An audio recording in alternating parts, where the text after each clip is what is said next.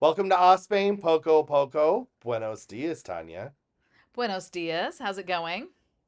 It's going bueno. No complaints. No I will complaints. say, we've had an unseasonably cold winter and a very refreshing May, but it's only Refreshing. bracing me for that the summer is upon us. It But is compared to, absolutely, yeah, it is absolutely upon us now. It's hot. so you think it's hot? I still don't think it's hot. We've been loving it compared to, I feel like last year at this time we were already drowning in our own juices around the Oh, really? house. I don't know. It feels like it got hot really quickly. I don't know, like time wise. I'm not like thinking about the time wise, but it went from like now it's really nice. I mean, it's a very nice weather, but it's starting to get quite hot in the sun. But it's Hmm. still quite nice and cooler in the evening. So I actually love this time of year, but it definitely feels like significantly hotter than it was just like a week or two ago. Like it seems like it's sort of shifted into summer versus spring to me a little bit. And that's the difference between where you are and where I'm at. With the city, you don't notice it because of the buildings shading everything. Where your town is, We're you in the don't have those shade. sun. Yeah, you're in the sun. Well, and to that end, I had my first Granizado yesterday, which was delightful. And I don't know if you've had them, but this is what we're going to talk about today. So, It is what we're going to talk about, and I hate to use the comparison, but for a layman's tourist version, you could say it's kind of like an icy or a slushy. It's different, but this was the predecessor to what eventually became an icy or a slushy, right? yeah, I mean, I'm not going to lie. That is the easiest thing to relate it to, but there are some very like we're a traditional slushy in America, 7-Eleven or whatever, and you're getting your blues and your Coca-Cola and these sort of things, which you can also Right. get here in much smaller cups. You here there are some absolutely very sort of traditional Spanish versions of this that we're going to talk about. So we'll give a little bit of a history, a little bit of poco a poco information about them, and we will explain like if you were to ask for this in a cafe, more than likely what you're going to be getting, Right, which right. is not a And slushy. it's not a slushy. So it is a shaved ice thing, but not in like America like a snow cone. It's not like that. But it's not as smooth as a slushy either. It's almost in between the two, right? It's something you can drink with a straw, but Mm-hmm. it's not as liquidy and it doesn't melt as quickly, I would say. Yes, Would and you also agree? the I would say it depends on the heat, I suppose, but it is something that is technically not syrups. So I think that's probably the biggest difference that I would say. And we'll get into what they are, like what they're actually made of and everything sort of later on when we get into what you can actually order. But let's start with the word. Granizado comes from the word granizo, which means hail or hailstone. So that's giving you a little bit of an idea that maybe it's going to Mm-hmm. be cold. And And we have granita in Italian, so I mean it's same all thing. yeah, it's a Yeah, Latin yeah. word and they're all using it.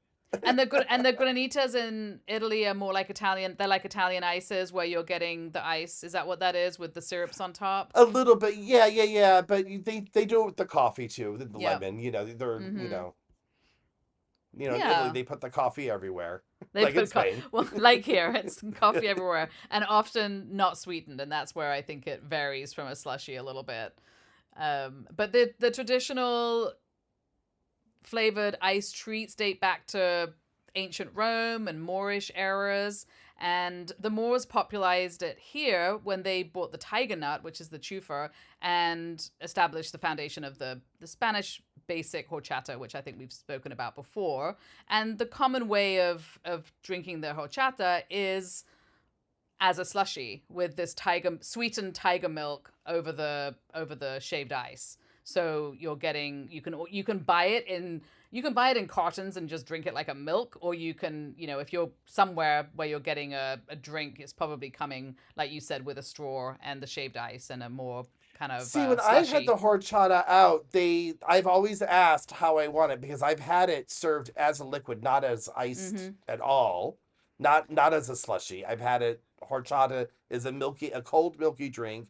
and then they've asked, or do you want it with with the thing, yeah. Granizado, So you can Granizado have it style? in, yeah, you can have it in multiple ways, but it is very common too as one of the granizados as well. One Probably of the options. one of the ones that's more geared towards kids, essentially, because it's Oh, you quite mean in the sweet. Granizado tradition? Yes, right. Yeah, Because that's yeah, yes, slightly yes. sweeter. I concur. I concur. Yes, but And the next, you won't be dipping your why can't I think of the word your churro in a granizado like you would a regular no, horchata. yeah, because like you were saying before, it's a shaved ice thing, not like a smoothie. Right, right, Right, right, so it's hard to dip because you're not nothing's gonna stick, right? right. I thought you were gonna say French fries, like people that dip their French fries in their chocolate milkshakes. I thought you were going in that direction. We missed the Wendy's Frosty. Why did you bring that up? We're Oh talking my about god. something else, but now I want a Frosty to dip my French fries in. Oh, Well, yeah, we're getting down the whole, treats of the summer, I guess. right. The Mexicans also have a horchata, which I think is kind of funny because it's not the same at all. But it was Well, the introduced. flavor profile is the same. How they're made is not the same. Yeah. Did you not drink horchatas when you were in LA? I felt like they were always being thrown at me in places when I I lived in never heard, LA. literally never heard of it until I moved here. No. Oh, that's crazy. Because yeah, every No. taco stand has the big, looks like a beehive shaped plastic thing that they've got the horchata in, and the other aqua frescas that they have. I will Um, also say, I mean, I might this might rub a lot of people up the wrong way. I'm not a big Mexican food fan. It's not Well, it's been my nice thing. hosting all these 100 episodes with you, and I wish you nothing but the best in your future. That's all. Goodbye. Yeah. And that Oh, I and guess we'll especially finish in this LA. episode. Yeah. We'll finish this one for us and then we're done. We're done. Well, It's a not so cliffhanger episode. totally cliffhanger to nothing. So the Mexican horchata, it's called that because it was the Spanish that brought it over and tried to introduce it there, but they didn't have the tiger They nuts. forgot to bring the tiger nuts with them, Yeah. so they had to use rice and cinnamon and Yeah. sugar. Yeah, so it doesn't sound very good. Rice milk, yeah, rice milk, cinnamon, sugar, and vanilla. I mean, but like you said, horchata is not the most delicious thing on this planet, let's be honest. I'm not a It's, fan. It is if you yeah, like the taste of chalk and cinnamon, you have at have at it. it. Oh my goodness. But do you want to see? I think this was the interesting thing that we found out is that there's a person named Dr. Blas de Villafranca who invented how to freeze liquids rapidly using salt and crushed ice, and he did this in like mid 1500s, like 1550. Mm-hmm. I'll say that's the mid. But I don't know if you've ever had an ice cream machine. Like those are the ice cream machines I grew up on with. You had to get all the rock salt and the ice, and you cranked it and you cranked it. So That's this what is the you grew guy up who on invented. and that's what you grew up on in the 1550s. Well, yeah, in the 1850s, 19. What did I grow? 1980s? Yeah, sure, whatever. To my That kids, was it's all the same. It's it that was so totally. It's before their time. You might as well be in the 1500s. exactly. But he was a Spanish doctor and he was living in Rome, but he had invented this way of lowering the freezing point of water, which I mean, okay, they did not invent ice cream, but this was a precursor to all the things that needed to be invented for ice cream to happen. So Exactly.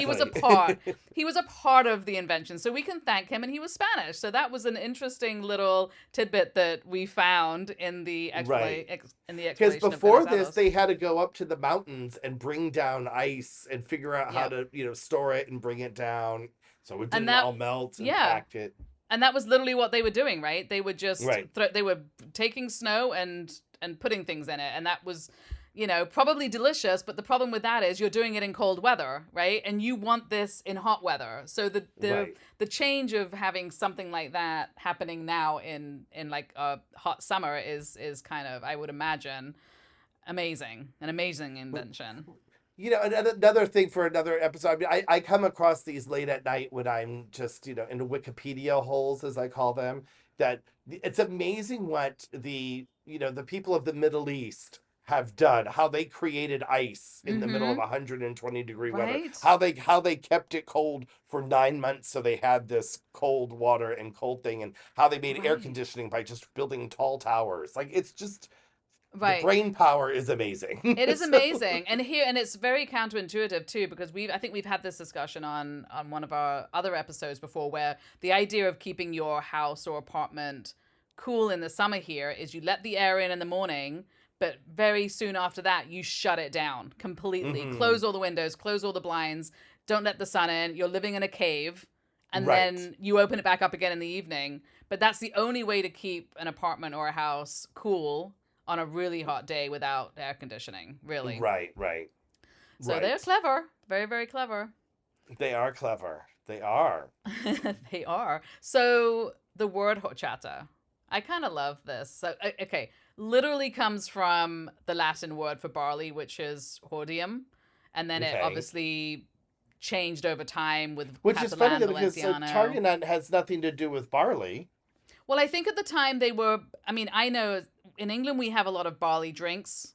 So I have a feeling that might have been something that maybe they were making drinks out of barley. And even though it was tiger nuts, that might have been something that people just associated, even though it has nothing to do with barley.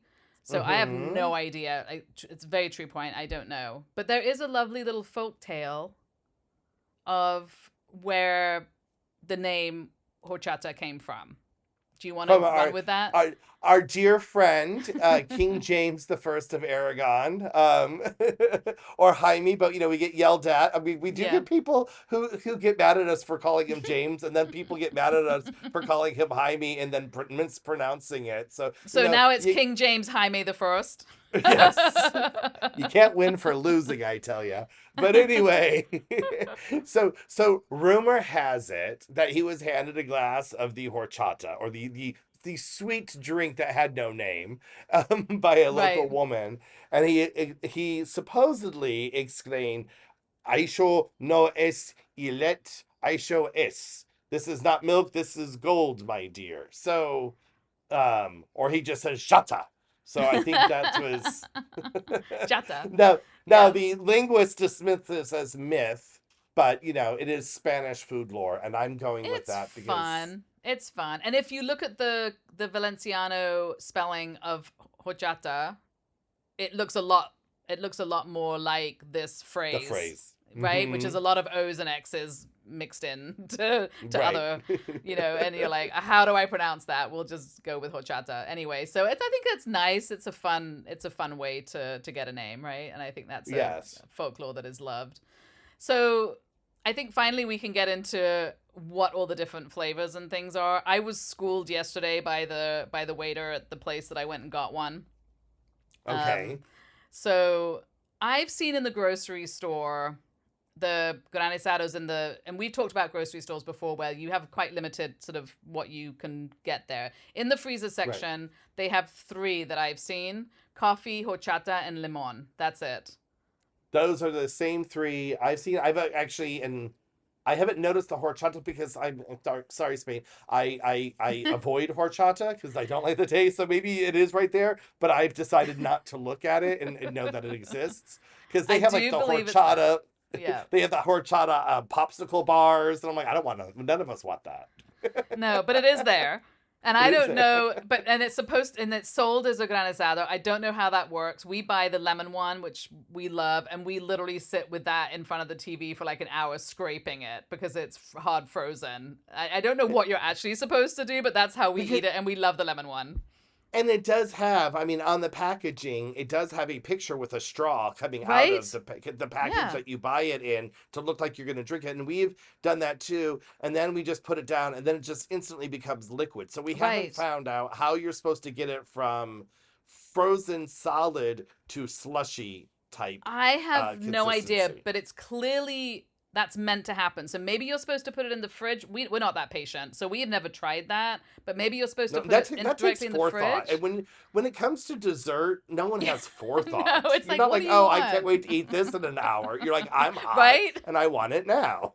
Right, you're not gonna. That's just not happening. So consequently, No. we bought the granizados de limon, but we've never eaten them as granizados. We've always eaten them as just scraping them for hours, like while we're watching a movie or something. Um, but those are the coffee, the horchata we spoke about. That's a sweetened thing. The lemon is also sweetened. The cafe ones that I've Sweetened but very bitter at the same time. It is yes. it is tart. Oh It yeah, is tart. Yeah. it is. It is tart and sweet. That's what I love about Mhm. it. And as you So do said, I. when they do start melting, that tartness does tend to pool in the bottom and get more tart, like Hmm. where it's pooling away from the big ice block What that's were those things in the created. States? Lemon heads. It's like a lemon head candy, Mm-hmm. but Totally. Yeah, yeah. but it's good. I've not had the cafe one. So what I've had is in a cafe. I've had the granizado, and what that has been is it is shaved ice and coffee. There is no sugar. There's no. It's not like you're going to Starbucks and getting a frappuccino or something. It is literally just coffee and ice. So it's very Hmm. very bitter. Right. And I had asked for a, I had asked for a Blanco y Negro, which is I thought they put horchata with it. And that is a drink, but now I don't know what that's called because that is not what that is. Because then he explained all of the different ones to me. So I've had it where it's half the cup is coffee and half the cup is a horchata granizada. So you mix them up and you do end up with kind of a sweetened coffee, which is delicious. Uh-huh. And then what a Blanco y Negro is now we're getting into something people appreciate. I think Americans will appreciate. It's a little bit like a, a float. You're doing the coffee granizado with a scoop of ice cream on top. Hmm. And then that starts to But melt and it's really good. But for it to be Blanco, it has to be either the it meringue has to ice be. cream or the nata ice cream. And for people who don't know, it took us a while to figure out what not to meant. Um, in the ice cream world, in America, when you see white ice cream, you assume it's going to be vanilla, Vanilla, and if right. it's not, then it would be like coconut. It would something be white. Right. And Yeah. here, if you see a white ice cream, don't pick it up thinking you're getting vanilla because you're literally just getting frozen cream, which is a blank slate of no taste when it comes to wanting dessert. So, It is a cream flavored ice cream is what it is. So it's hard to right. translate it into English, but it is basically ice cream with no I, flavor, right? and we've bought many a pint being like, boy, they don't even know how to do vanilla here. And then one day I Right. saw a pint, like I just started paying more attention. And then there was like there was the vanilla. And I was like, Right. okay, now I gotcha. Now you got it. So I'm looking at all the ice creams, and there's the white nata, there's the white meringue, and then there's vanilla, which in all fairness, is not quite white. And I said, "Oh, so can I get it with the vanilla?" And he's like, "Well, then it's not a Blanco y Negro." And I'm like, "Well, kind of, almost, right? But apparently not." Right. So that had a whole different name, which I think was a Napoleano or something. And so if you put different ice creams on it, it becomes a different drink. So I tried the meringue and it was very good, but you just basically ended up with something sweeter dripping into this coffee, which was nice. But next time I'm gonna try it with the vanilla because I do think that would be the improvement of an extra flavor that I think would be nice. But you can Hmm. do that. But you can put whatever ice cream you want on it. So you can get this I mean, cafe granizado with chocolate or whatever you want. it is a free country in Spain. You can do whatever you want. If you want to Mm-hmm. put strawberry, you go right ahead. You do it. Strawberry. They do have. I mean, they have those unicorn ice creams, right? And the nube cloud ones that are like for the Right. kids. So you have a lot of options that are going to taste absolutely disgusting on this, but I think vanilla might be worth a try. Yes. Well, I mean, And yes. I mean, that's yeah, not much different than with those kind of avocados, which is just espresso with a scoop of vanilla ice cream, right? yeah. So, And I will say, just as a word of caution, if you go into a coffee shop and they do have those machines that are swirling with like coffee looking things inside, hmm, those are not traditional granizados. Those are actually more like a pre sweetened coffee, like like a frappuccino frappuccino from, type yeah, thing. Yeah, that is yeah. totally not this. This is a And very traditional, like the granizado is literally ice with coffee on top or the right. horchata or the lemon, and that's it.